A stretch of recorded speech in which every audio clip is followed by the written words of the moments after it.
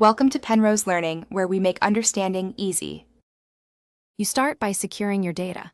Copy important folders to an external drive or cloud, and make sure you have any app keys.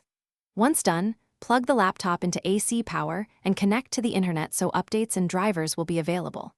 Now open Settings, go to Update and Security, and choose Recovery. Make sure you pick Remove Everything if you want a full factory-style wipe. This clears apps and accounts so Windows returns to a clean state. You now decide how thorough the reset will be. Select Remove Everything, then pick Fully Clean the drive for resale level erasure or keep files if needed. Next, choose Cloud Download to get the latest image or Local Reinstall to use existing files. Cloud uses about 3 GB. Confirm your choices and click Reset. The system restarts and runs automated steps. Don't interrupt. This can take from 20 minutes to multiple hours. Once the reset completes, you'll go through Windows UB to create accounts and set preferences. Follow those prompts.